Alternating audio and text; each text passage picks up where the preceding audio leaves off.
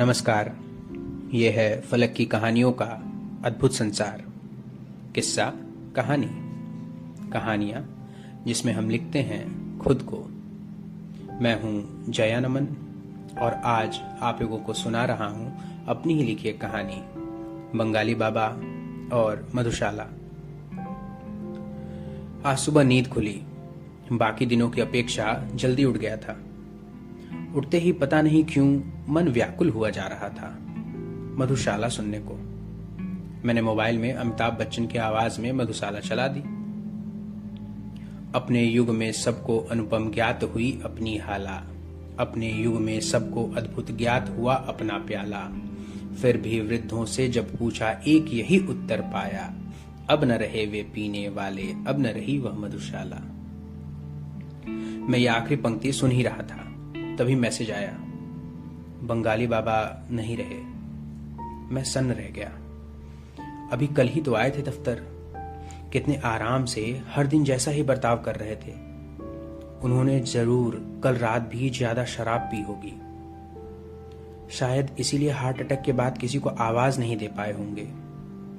शायद यही कारण रहा हो। मैं ये सब सोच रहा था और रिपीट मोड में मधुशाला चल रही थी। ऑफिस पहुंचा और ईयरफोन से आवाज आ रही थी, यम आएगा साकी बनकर साथ लिए काली हाला, पीना होश में फिर आएगा सुरा विशुद्ध यह मतवाला। यह अंतिम बेहोशी अंतिम साकी अंतिम प्याला है, पथिक प्यार से पीना इसको फिर न मिलेगी मधुशाला। बंगाली बाबा हमारे दफ्तर में अधिकारी थे। गुरूर के नाम पर उनके अंदर कुछ भी नहीं था। मैंने पूरे दफ्तर में उनसे ज्यादा मस्त मौला और प्रिय आदमी नहीं देखा था। शायद कभी देखूंगा भी नहीं। कॉन्ट्रैक्चुअल कर्मचारियों के चहेते थे, क्योंकि उनकी हर तरह की मदद करते रहते। कॉन्ट्रैक्चुअल कर्मचारी ज्यादातर कम उम्र के लड़के थे। वो सब जैसे तैसे अपने अंदर के दुख को आज रोक रहे थे। जिससे भी आज मिल रहा था दफ्तर में सब दुखी थे। मेरी और बंगाली बाबा की कभी बातचीत नहीं हुई थी। वो मेरे सेक्शन में आते, अपने मित्रों से मुलाकात करते, दारू और चिकन पार्टी के बारे में बातें करते, फिर चले जाते।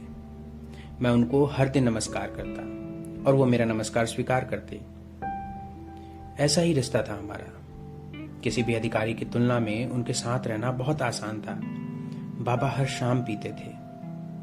उसके बावजूद भी कभी किसी से कोई मतभेद नहीं, किसी को उनसे कोई शिकायत नहीं। दफ्तर में सबके चहेते, पर निजी वैवाहिक जीवन अच्छा नहीं था। बात दो में से एक रही होगी। पहला, इतनी शराब पीते थे इस वजह से वैवाहिक जीवन अच्छा नहीं रहा होगा, या तो दूसरा, वैवाहिक जीवन अच्छा नहीं था इस वजह से ज्यादा शराब पीते थे। खैर, इतना ही कहूंगा। वो खुद में मधुशाला थे।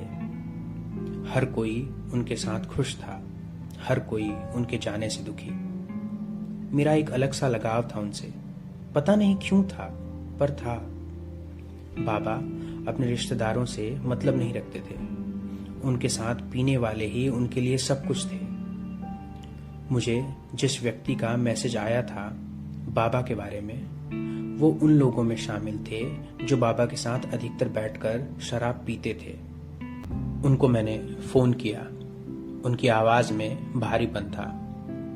वो कह रहे थे कि पोस्टमार्टम हो चुका है, अब शरीर को लेकर शमशान घाट जा रहे हैं। उनके फोन रखते ही ईयरफोन से आवाज आने लगी, मेरे शव पर वह रोए हो जिसके आंसू में हाला, आह भरे वो जो हो सुरभित मदिरा पीकर मत वाला, दे मुझको वो कंधा जिनके पग मद डगमग होते हों, और जलूं उस ठौर जहां पर कभी रही हो मधुशाला। ये कहानी इतनी ही। अभी आप सुन रहे थे जया नमन की आवाज में उन्हीं की लिखी कहानी, बंगाली बाबा और मधुशाला। ये है फलक का चैनल किस्सा कहानी। फिर मिलेंगे एक नई कहानी के साथ। चैनल को लाइक सब्सक्राइब करना ना भूलें। अच्छा लगे तो कमेंट भी करें। शुक्रिया।